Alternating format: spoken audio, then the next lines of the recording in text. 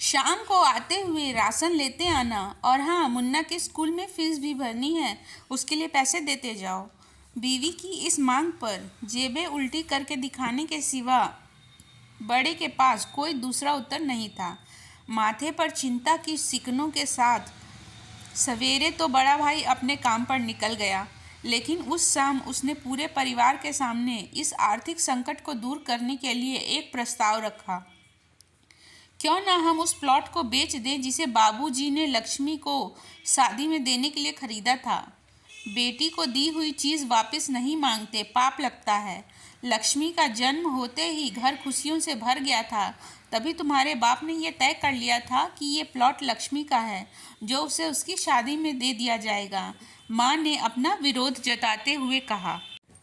कौन सी बेटी? वो बेटी जो प्रेम विवाह करके घर की इज्जत को खाक में मिला गई और पिताजी की अंतिम यात्रा में भी शामिल न हुई। बड़े ने टॉन्ट मारते हुए कहा। मेरा मुंह मत खुलवा। यहाँ कौन नहीं जानता कि लक्ष्मी को उस दिन गली की नोक से ही लौटा दिया गया था और उसे अपने पिता से आखिरी बार मिलने का हक भी छीन लिया गया था।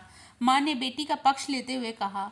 माँ के इस वार से दोनों बेटे चुप हो गए। न बड़ा कुछ बोल पाया, न छोटे बेटे के मुंह से कोई शब्द फूटा। थोड़ी देर की शांति के बाद छोटा भाई बोला। प्लॉट बेच तो देंगे, पर क्या लक्ष्मी कागजात पर दस्तखत करेगी? मुझे नहीं लगता वो हमारा भला सोच भी सकती है। आखिर है तो औरत जात, पुरुषों की परिस्थिति कैसे समझ पाएगी? काफ़ी वाद विवाद और सोच विचार के बाद सब इस बात पर सहमत हुए और पड़ोस के मोहल्ले की लक्ष्मी की दोस्त को बुलाकर लक्ष्मी को घर आने का न्योता दे दिया गया। अगले दिन सुबह से गली के नाके पर खेल रहे बड़े भाई के लड़के की बुआ आ गई, बुआ आ गई की आवाज़ सुनकर घर वाले चौकन्ने हो गए। दोनों भाई मन में द्वेष और नफरत के साथ उसको कैसे घर में आने के लिए कहें, इसी दुविधा में थे। वे कहते हैं ना, ज़रूरत के वक्त गधे को भी बाप बनाना पड़ता है। उसी कहावत के हिसाब से दोनों भाई बहन से बात करने के लिए तैयार हुए। दरवाजे पर जब बेटी और दामाद ने पूरे 7 साल बाद कदम रखा तो माँ की आंखें भर आई और दोनों को बड़े प्यार से घर के अंदर लेकर आई। बेटी और दामाद भी माँ का इतना स्नेह देखकर भाव विभोर हो गए। शाम को साथ में बैठे बेटी और दोनों बेटों और दामाद के आगे हिचकिचाते हुए माँ ने ही प्लॉट का मुद्दा उठाया। लक्ष्मी को थोड़ा अंदेशा था कि कोई बड़ी बात होगी। लक्ष्मी उसी दिन से ये सोच रही थी कि ऐसी क्या बात हो सकती है जो खड़ूस भाई उसे बाप का मुंह भी दिखाने के खिलाफ थे, वो अचानक इतने कैसे पिघल गए। लेकिन अब उसको सारी बात समझ में आ गई। लक्ष्मी ने तिरछी नज़र से पति की तरफ देखा तो वो बोल पड़ा। देखिए माँ जी, शादी से पहले जो कुछ आपका था वो आपका ही रहेगा। न उस पर मेरा न लक्ष्मी का कोई हक था, ना ही है। भविष्य में हम इसे मांगेंगे भी नहीं। इसलिए आप निश्चिंत होकर उस प्लॉट के साथ जो करना है कीजिए। आप जहाँ कहेंगे हम वहाँ साइन कर देंगे। सुबह से अपने जीजा से नज़रें चुरा रहे दोनों भाइयों ने अब अपने जीजा को अच्छे से देखा। सुबह प्लॉट के कागजात पर बहन के दस्तखत लेकर काम खत्म किया जाए, यह तय हुआ। सब इस मीटिंग को ख़त्म कर उठ ही रहे थे कि टीवी पर अनाउंसमेंट हुआ कि आने वाले 21 दिनों तक देश में लॉकडाउन लगाया जा रहा है। लक्ष्मी के पति ने फ़ोन पर बात करके कहा, अब हम क्या करेंगे लक्ष्मी? कल की बस भी रद्द हो गई है और 21 दिनों तक कोई बस नहीं है। हम तो फंस गए। इस खबर से दोनों भाई बहुत निराश हो गए, क्योंकि एक तो उनकी आमदनी कम थी और 2 लोगों का और खाने पीने का बोझा बढ़ गया था।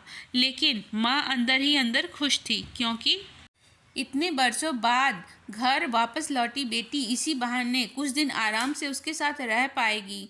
दोनों भाई छटूक सब्जी और फल बेचा करते थे। कुछ ही दिनों में लॉकडाउन के चलते और कोरोना वायरस के चलते लोगों ने उनसे सब्जियां और फल खरीदने बंद कर दिए।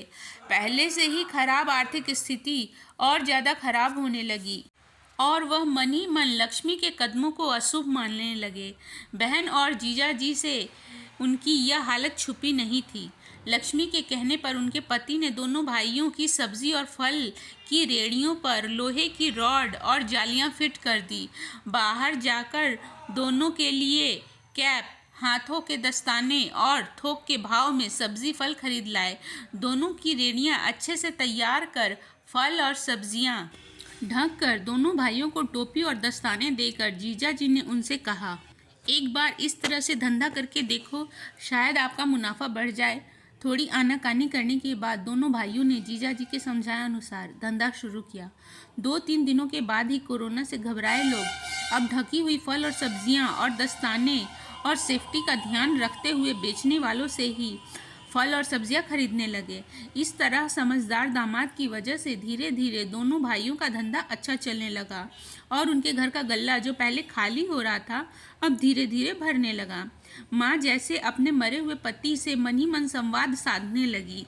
देखो जी, आपकी लक्ष्मी सच में लक्ष्मी है। उसके पांव घर में पड़ते ही घर खुशियों से भरना शुरू हो गया है।